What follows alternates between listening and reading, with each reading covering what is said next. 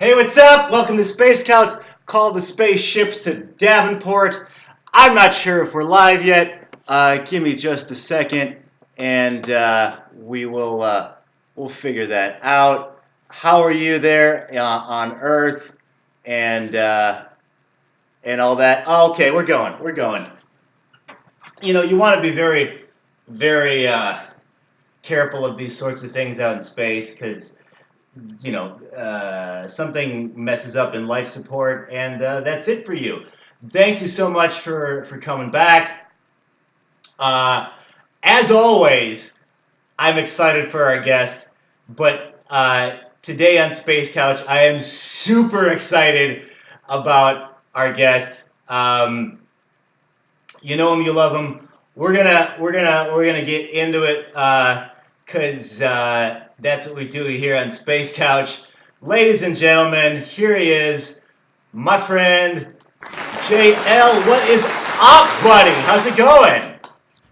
Oh, well, how's it going? I'm at home actually, and it's 8 p.m. here. I'm at home. Everything is good. I'm having a drink, which is rum mainly, and well, I'm super happy to see you actually tonight, right? Yes, it's Because it's 3 years now that we met, and I guess it's about time to have a little chat, right? I would. Well, I very much. I'm curious about everything that's going on in your world, but I right back at you, man. I am just excited to uh, see you personally. We can knock this out of the way right away because I imagine you might just be uh, sick of answering it, or you tell me. We here in the States know you primarily from the juggernaut that was Straftanz, um, Yeah. and at the beloved, also no longer here on, or there on the Earth. I'm in space right now. Sure. Yeah. Resistance Festival 2014, you elected to conclude that project.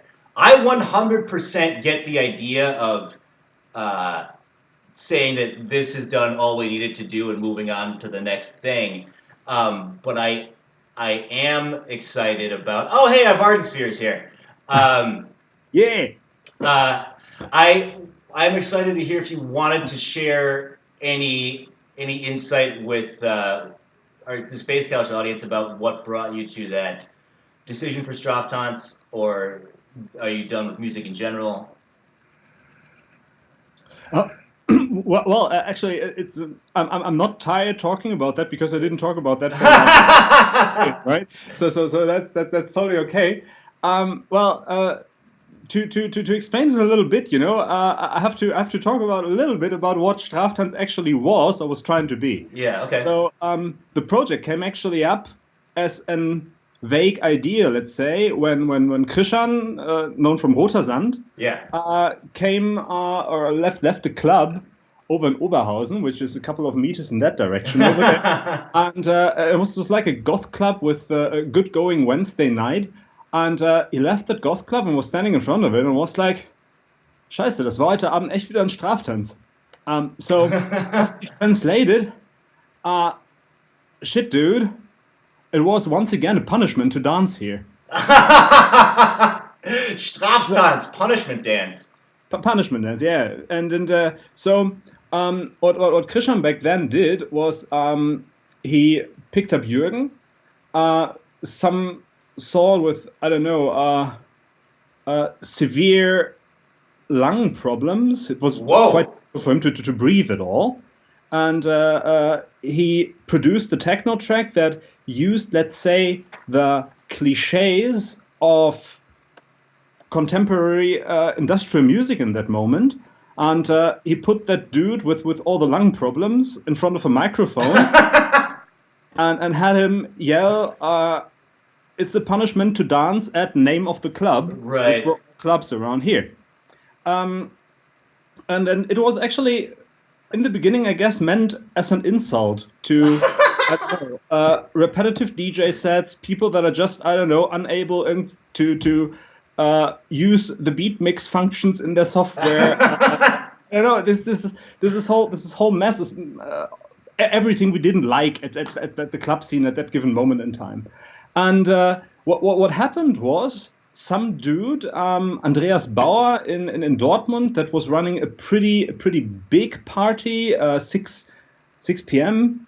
was the name of the club, and he started playing it. And it became a hit there. And then he copied the MP3 to all sorts of other people. And then it became a hit over there because, it was really strong in the cliche of the music that was going on back then at that given point in time. And then, I don't know, just a couple of weeks or something later, we had a live request from some club in Athens, Greece. And we didn't even know there was a label in that. There was no booking thing in that. There was nothing. And then people asked for that shit. And then we had like one track. And then we sat down with a couple of different people. And we're like, okay, let's try to make something with it. What is it going to be? Let's try to make a show. And then there were some experiments. And the first, they didn't go so well. And then other people got involved, and we circled this a little bit around to figure out what this actually is from this one track. Right. The team that we had in the end was Krishan and Kai and me and Jürgen, the dude with the lung problem to some extent, and then we tried to run this, not knowing what we are doing there, and what happened was we got confronted with our audience, the people that we were actually originally trying to insult, right? and while we were doing that, we figured actually, in most of the places we visited, and the first great gig was our fourth one in Antwerp. I still remember this quite vividly, where the gig ended in complete chaos. I don't know, because half of the audience was on stage in the end. That's so awesome. Broken. It was all totally weird, and I don't know. We had to play a song twice because otherwise we couldn't fill the length of the set. That's awesome. And everything was fucking punk rock, but people loved it, and we loved the people, and the party was pretty amazing, and so. What we took from there is, if this thing is about anything, it is about reflecting what we see in the context in this scene. And if we reflect this, there's going to be a feedback loop between us and the audience that we are trying to reflect. And when this is the case, the boundary that we need to break artistically is the boundary between artist and audience. Okay. And this is why all of that shit happened. Like, I don't know, weird hotel room parties, odd sideshow-like things that happen totally out of the context of the show, the release, and whatever. Too many people got involved. We even had one song written by, I don't know, Milan Petrosa from Creator, the trash metal, and stuff like that. And then other artists got involved. And an audience got involved, and became some sort of a boundary-breaking, holistic experience of totally bullshit, and it was liberating, right? That's so awesome. And people in the presence of this thing felt liberated, even though the context in itself, even though fitting the cliche of the scene, was in itself complete and utter bullshit in the end. I mean, the lyrics were terrible but not more or less terrible. Actually, less terrible than when you, I don't know, get Suicide Commando, where everything is about, like, I don't know, bitch, fuck you, die, whatever. Yeah. And so we started to ask these questions. Why do we need to go to industrial shows and watch the Holocaust on the backdrop screen of some dude with fake blood in his face? When the goal of the evening is actually going to the bar and maybe flirt with someone or have a drink, right? And we this kind of circus we try to reflect upon, and this worked better in some places and kind of worse in other places. Factually, it worked better in the US. But it's a market that's very hard for us to play because it's extremely expensive to run any sort of show for us there, because it's very way and visa costs, stuff like that. It worked pretty well in Britain, Nice. But there the market is really, really small. Where it totally didn't work was in Germany Hmm. because uh, Germans have no humor, as you know. And so Present company accepted. you can't run a project that is reflective in this sort of way in an environment where the clubs in Germany look like this. They are they or at least at this point in time they were really crowded. Hmm. But at the same time, you had an attitude in there that was like people telling each other that they can't dance in a certain kind of way because it's not seen. You Hmm. can't dance here, you have to dance there because I'm usually dancing here and you're supposed Yeah. to dance somewhere else and shit like that. Then they started to do goth parties uh, with an age of over 30 to keep the kids out because Wow. they didn't like the kids. And so it was a very, very reactionary, very conservative scene that was very discriminatory. Actually, I think Hmm. I can uh, see that. age-wise, today it starts working in the other direction because some people are doing parties where people over 35 are not allowed because otherwise everything is just I don't know very very wrinkly I don't know Hmm. and Oh. this sort of this our biggest market that we could play suddenly consisted of a people of an audience that was reactionary and that wasn't there, that wasn't ready to have this boundary breaking experience that we wanted to go for in some sort of way. Huh. And so it stopped being really fun, right? Right.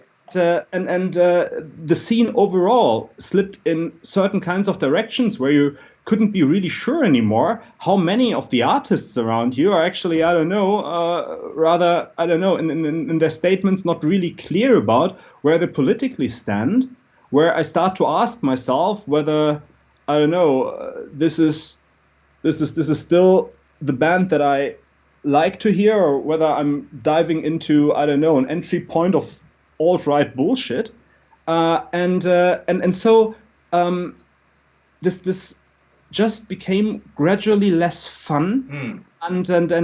and we started to feel alienated from all of that, and at the point when we started to record a third album that was never released, we figured that the first song that we recorded was called it was "Bringt euch kill yourself." If this is the message of the audience, you should stop, right? That's funny, man. And so and this is where we're like, okay, we have now this option to play this cool slot at Resistance Festival, which was at that point our Hmm. favorite festival in the world because it was great and weird shit happened there. Yes. So we were like, okay, it is unlikely that in the near future we are going to do something that is in any sort of way cooler. So let's just stop there. We did this thing. It's Right. not to get better. And if we stop now, it's actually just a measure of quality assurance. That's amazing. That's amazing. Ah, so much to unpack there. Um, Thank you for that insight. Um, I can't help but inject myself a little bit into that just because my own musical thing has always been fucking weird.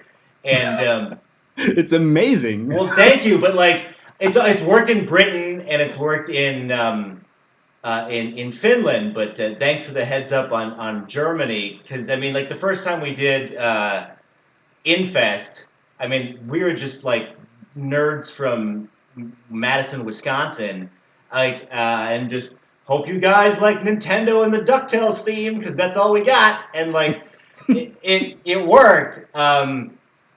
And then we obviously met years later at that Resistance Festival and worked there, and so on and so forth. Uh, I, man, I. But to your larger point, oh, before I forget, we have Ryan from White Cube is in the house. Old ass retro gamer in the place. Robert from Snow Beast Science Fiction, and Tiffany Sasha. And if I missed you, I'm sorry because sometimes it doesn't flip around on the multi chat client because we're streaming to Twitch and YouTube as well as Facebook. Um, so it you'd started out as like we're just gonna from I didn't know Krishan was the guy, but like Krishan Krishna says was totally the something. guy. You Krishna was the guy. That's amazing. Producer of Otter Time, but like he comes out, says something hilarious. You do a band, and the next thing you know, like we're on tour with VNV, and people want to hear the hits. Like play the club song we know, and you're like, I don't. This isn't what this is supposed to be. And man, you get when faced with that sort of massive success and the integrity of what you were trying to do and taking that red pill and going down the integrity hole. That's pretty awesome, man. Nothing but love for that. However, you're not done. You played the last Vegete Wave Gothic Treffen with Faderhead, right? Yeah, that's correct. I still help out at Faderhead sometimes when I can, because Sami is a really good friend of mine and a person that I in general appreciate a lot. And from the people that I bumped into in these years of being sort of, I don't know, connected to this whole circus, Right. he was really one of the people that stuck around, that was always helpful in my personal pursuits. Yeah. And I really learned a lot from that dude. He's Yeah. actually quite clever and is doing quite cool things, and especially he's clever in a lot of ways that I'm really not, and that this gave some opportunity of synergy, let's say, and then Okay. so I think in the past years we got along really well, and I hope that this is going to stay like it is, more or No, less. it's great. Yeah, I 100% agree. I think he's secretly hilarious, and I'm really happy to see you guys working together. Did I ever tell you about the time you found my wallet? Uh, this was in this was in Hamburg in like oh gosh, 2014 or something, and I had met up with Peter Spillis, and we'd done Hamburger Dome, and like I'm riding in a roller coaster with like my teenage idol, right? So that's fucking weird, and then we go to the club, and I get really wasted, and I eventually leave, and then like I'm outside, and I'm patting myself down, and I don't have my passport. I'm like, shit, I am balked. And then the guy, I convinced the bouncer to let me back in, and who has it? He goes, Grumper, you idiot, and like gives me my passport, and it was Sammy. So like big ups to him for saving my behind there. Um, how was that show at Wave Gothic? They treat you okay? It was really good. Fantastic, man. And audience was really good, and yeah, I don't know, was a really really good show actually. Cool. Um, it is in this weird Agra hall, which is full of, I don't know, random reverb coming from the back of the hall, because it's metal. Everything is like, I don't know, and it's more wide than it is deep. Is it the So Moritz Best Eye that you did? no, it Uh, was Agra. It was this big oh, hall. that was egg. Okay, sorry. I was there once, like 20 years ago, so my knowledge is a little crazy. But Yeah, it's not. I don't know. I have very much mixed feelings about Wave Gothic Treffen. oh well. It's a weird thing. It's if you look at their webpage and then you speak German, you see that it is uh, full of right-wing dog whistles. Because I have heard that. when you were everybody in Germany calls a t-shirt t-shirt. Right. We just stole the word. We are using it. Alles klar. But if you're talking with German nationalists, they would use obscure terms like Teehemden. Really? Yes, To and sort of. and if you and back then at least, I don't know. I wasn't on the website of Wave Gothic Treffen for, Yeah. I don't know, 1,000 years. They used terms like T-Hemden for T-shirts and Fernsprechnummer. Oh So wow. so they wouldn't use the foreign word telephone. Right, and that is could be potentially interpreted as you want to preserve the purity of the language or something like that, and not Yeah, and then but back then stuff came up ever again. Like for example, I don't know, you had this camping card, and right, camping card you had a black sun. right. And, when you asked people there, they answered stuff to that like, well, we don't want to see the symbol interpreted in a one-dimensional way. You're like, yeah, fuck you. Next time they put a bust of Wagner Interesting choice. on the ticket, and it's not a bad thing, to feature Wagner in some sort of way. But if you do that in Germany, you have to contextualize Wagner because he Okay. was actually quite important for the nationalist and later fascist movement. Right. Well, if you dig him up, you can totally do that, but you Right. are like, oh well, this is Wagner. We appreciate the context, but they are like, oh, look at that. We are and we put a bust of Wagner on that and sell T-Hemden. And if you have questions, call us on our Fernsprechnummer. In this moment, you're like, what are you trying to do there? You fuckhead. Interesting. And this is why I have quite mixed feelings about this thing. Fascinating. Fascinating. I hadn't heard that perspective, but I mean, no, I take that back. I'd heard these sort of things, but as an American industrial goth guy, you get this idea that something is whatever, but to hear it from an actual German person is fascinating to me. Although you've always been something of a fascinating guy, I would imagine, like when we first got to know each other at Tons 2011, with the unicorn familiar and all that. I have to know. This is going to smash cut a little bit into the deep dark past of JL. Like, did you have like what was an early in like the way I wrote this question to you early in the week was that like industrial is sort of a collective or goth or whatever is sort of a collection of like kind of like us weirdos, and then to be like the weirdo among the weirdo, I think is fucking great. It's kind of what I've always done, and so what was like an early indicator that you were going to be like the weird kid? I don't know. Okay. I mean, let's face it. I mean, I was always the weird kid. I was the weird kid Right. at school. I was the weird kid very much later on.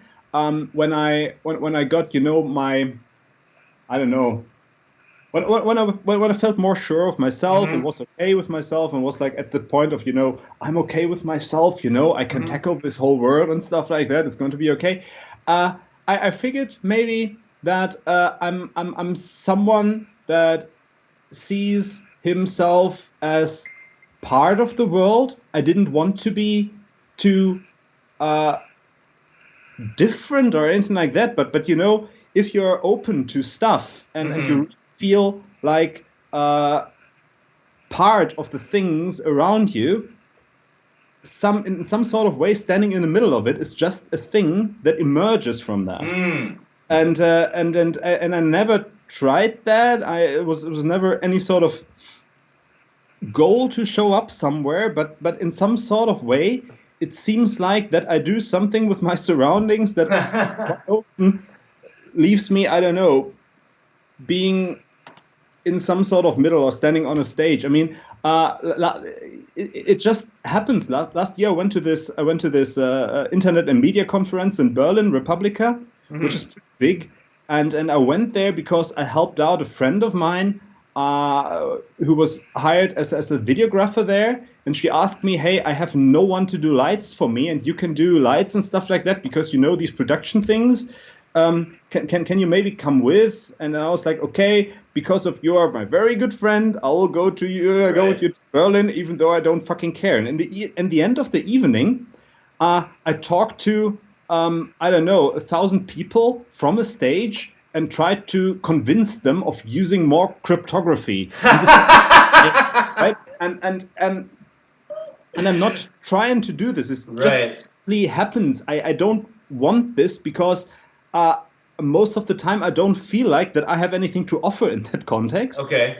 But at the same time, it just happens. I don't know why. Fantastic. Well, that's how you know it's the real thing. Like, if you are like trying to be the weird guy and like, whoa, I'm gonna freak you out, like, kind of fuck that. Like, it's gonna come across as manufactured. But if you're just living your life and now you're giving a cryptography TED talk, like It that's would be pretty awesome. much, but Is that what you do now? Is cryptography stuff? no. Okay. Well, All right. I'm doing consulting in a relatively big trade wholesale corporation, and I'm telling them how to do certain kinds of very obscure and particular technical processes to better communicate with advertising agencies and creative people and stuff like that. So Mhm.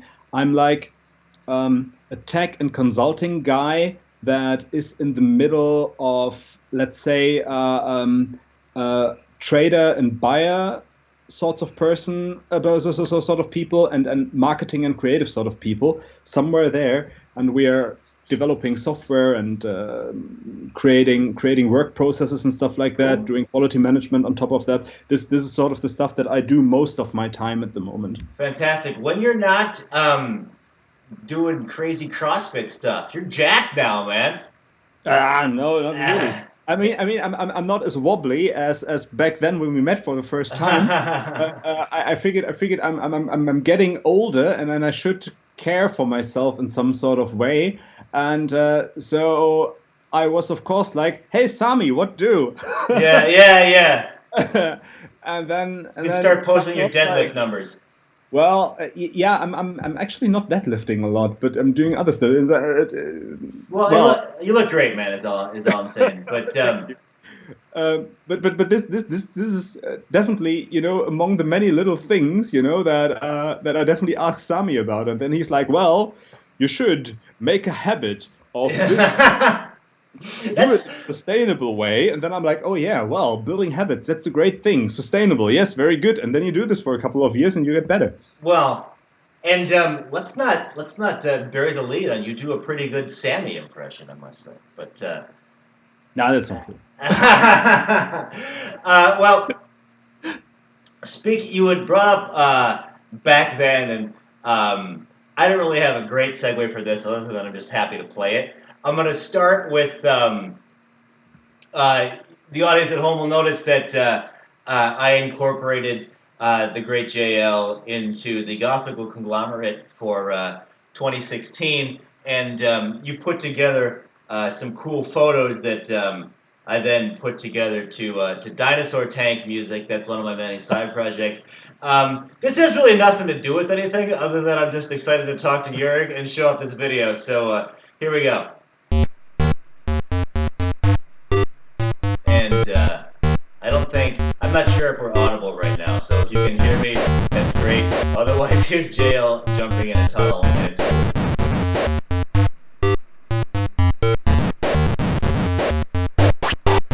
Oh, this is in Antwerp. Okay.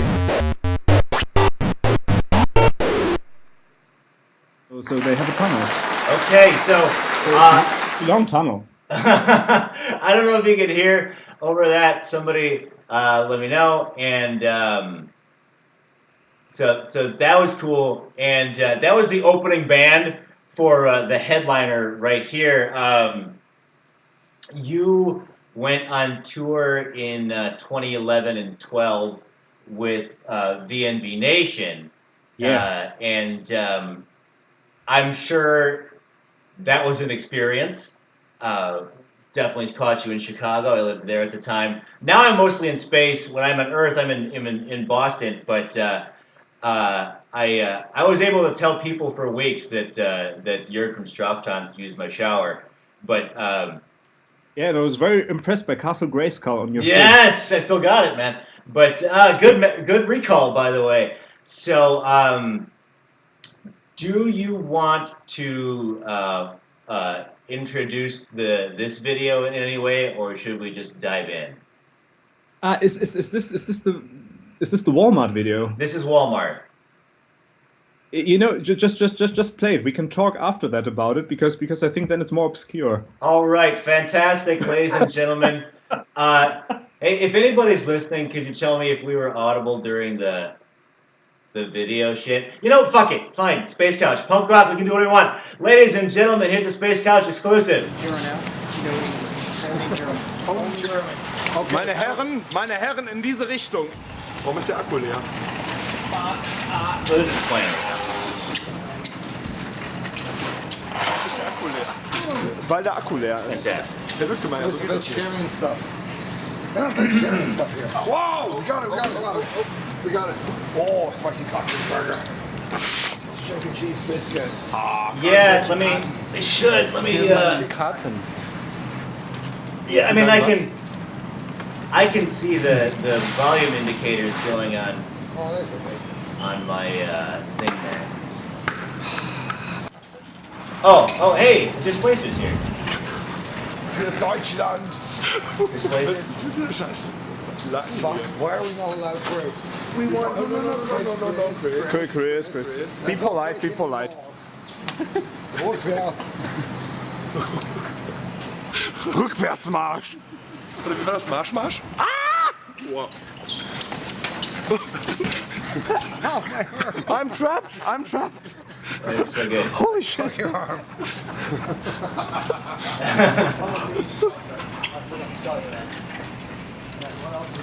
Well, it's always there. We need cereal. Can you read? Ich kann kein Englisch. Ich kann auch kein Englisch. Oh, wow. Ich glaube, okay, also wir sind Sure. Yeah. Hallo.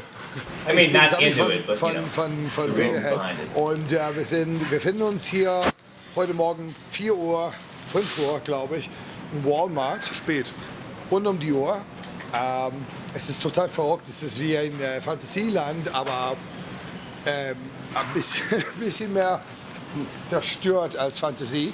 Und wir sind auf dem Jagd nach Cerealien. Cerealien. Wir brauchen Frosty. Herr Schwenkler, Verzeihung, alles eskalieren in diese Richtung. Cereal? Did you find them? You're like digging in the back. It looked like you were listening to the soups. Oh my God! Holy frack! Cinnamon toast is... In America, this is a single breakfast serving. Okay, mine's smaller than Kai's. Oh, but It's cold. don't be sure. It looks like dog food. Anyway, look how many special K's there are. Look at that. It's Mike Weimer and he has clothes on. Weimer, why are you dressed? Coco Pops King Size. Ausziehen. Warum hast du Klamotten an, Mann? Was? It's giant. The Frosties. Let me see the Frosties. Frosties. I need Frosties. You talk to Chris here for a while. Chris, talk now. Obey.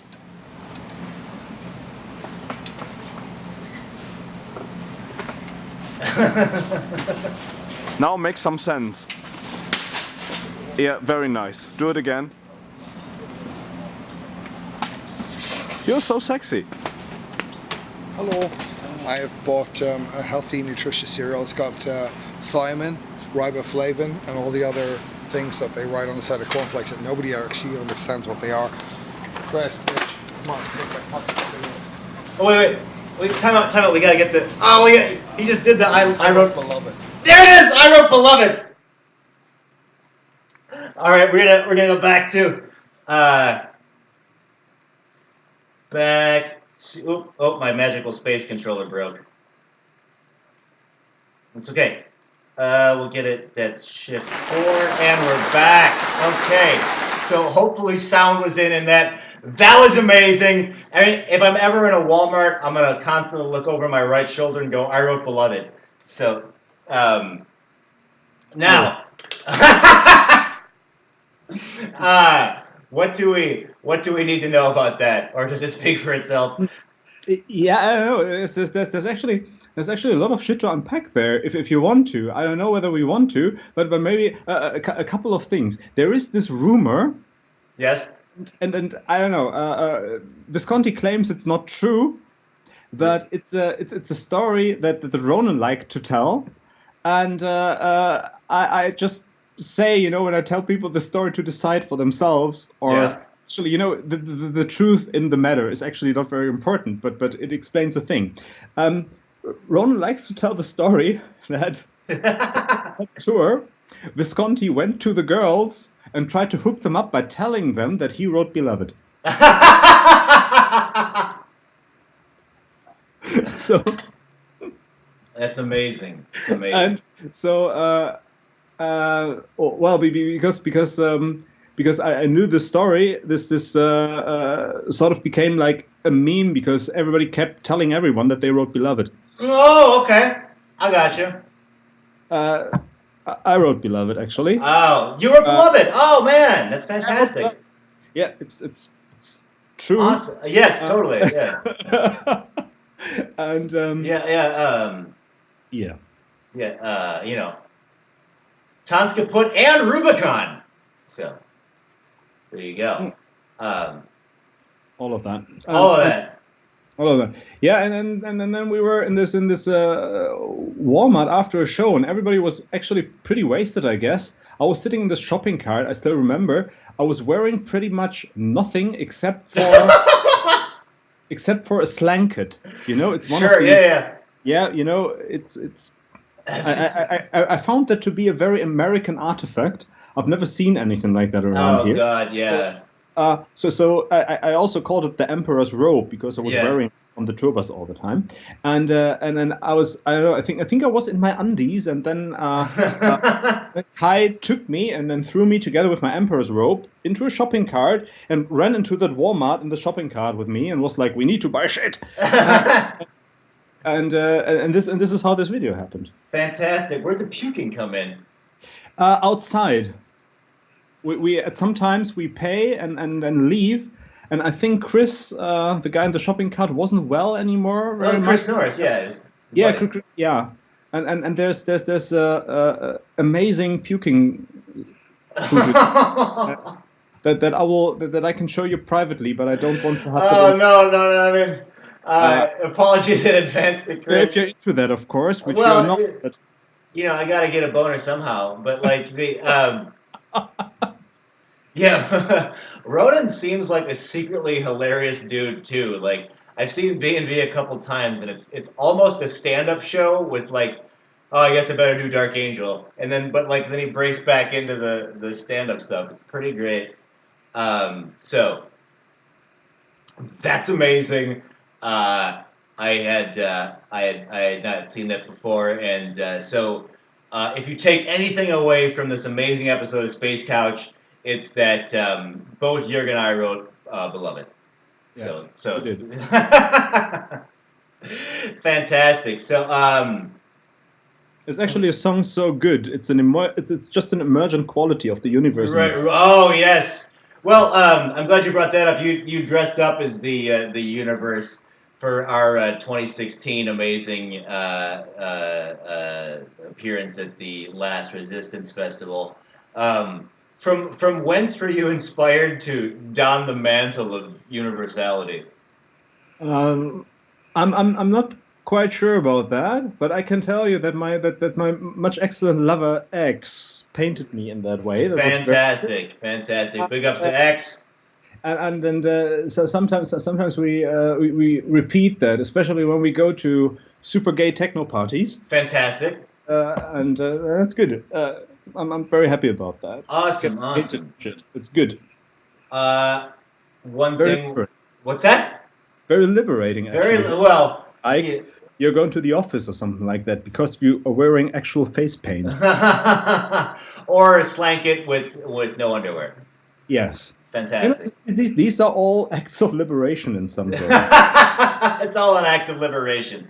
Well, we are all about expanding horizons here in the vastness of space on my comfortable couch that I took with me on my spaceship. and I get to talk to great superstars like yourself. Come on. Well, when you're not conquering the universe or bench pressing a tire, what are you watching these days or reading?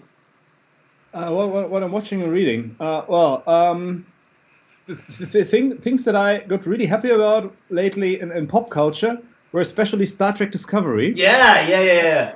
And the She-Ra remake that made me Loved really it. happy too.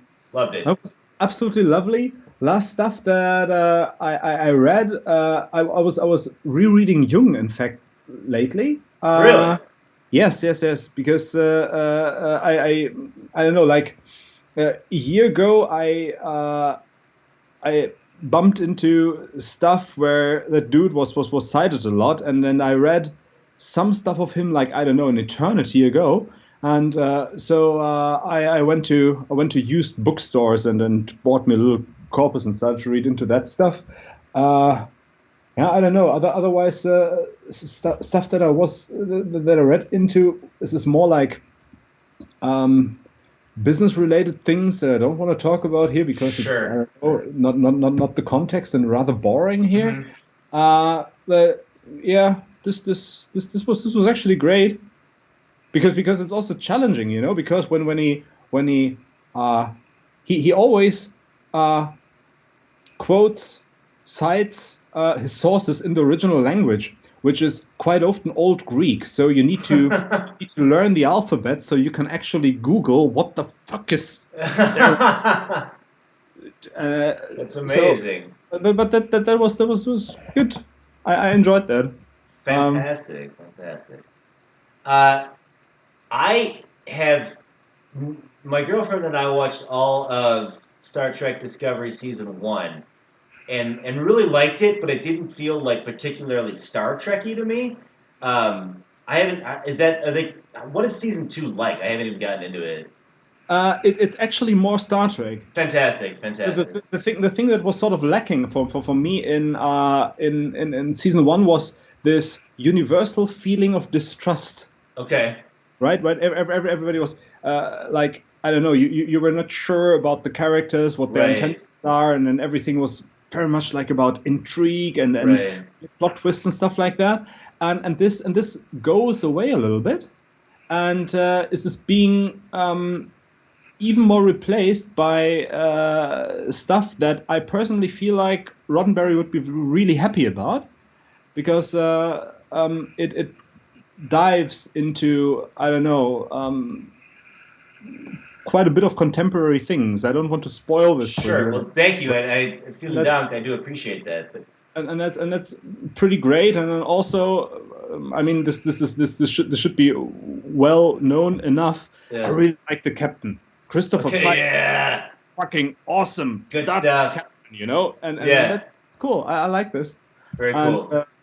And that made me happy. What also made me happy overall was this whole Paul Stamets nudge. You know this? No.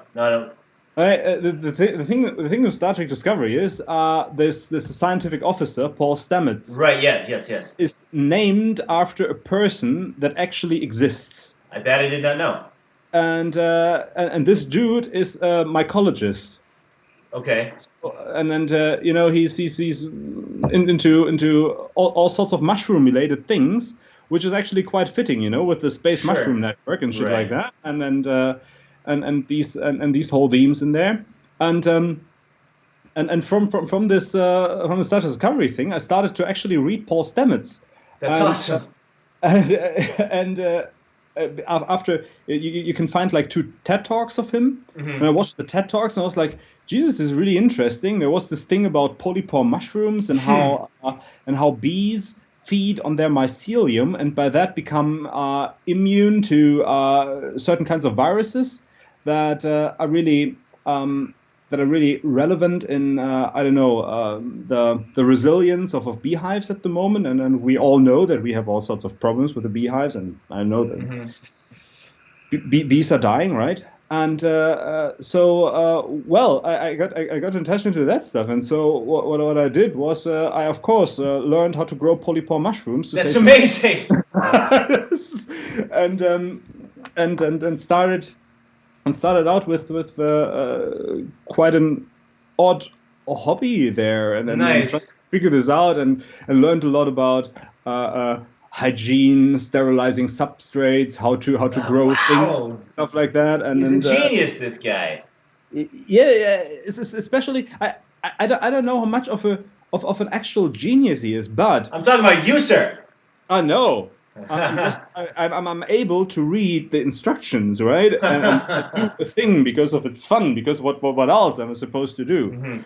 And then I started this stuff out, and this is another thing that I really liked about Star Trek Discovery. It was very inspiring. It got me into hobbies, right? Fantastic. Yeah, well, I mean, as might be common knowledge to my nerd slanting audience here, like Star Trek has famously invented, quote unquote, invented things like the spray bottle or the cell phone or the widescreen TV. These things we thought were like wildly insane space things are now commonplace, and it makes me happy in my heart that the next great Star Trek invention was Jurg's mushroom garden. So thank you to Star Trek and the universe for that.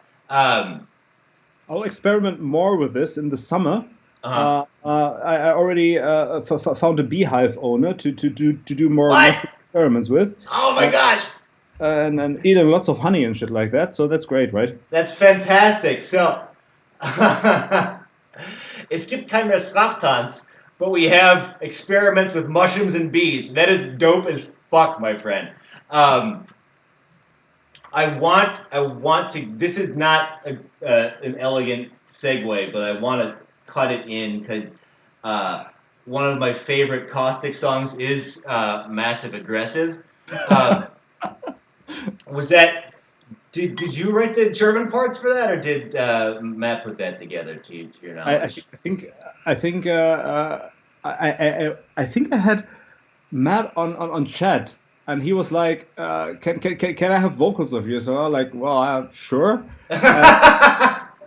And I was like, what do? And he was like, well, do something with massive aggressive and something German. And we agreed upon was ist los. Nice, Uh, and uh, and then I went over to Christian's place. nice. Um, little thing to know, Christian is also my landlord. He owns this shit. And What? yes. Oh, that's breaking news! Christian Straftanz's landlord. And then actually his studio is just, I don't know, down there like 2 streets or Oh something. wow! Say what's up to the king of Rotosound for me. That'd be amazing. Well, yeah. Awesome, I went over there and recorded this shit. So this is how this happened. awesome, awesome. That's that's amazing. I love it. Well,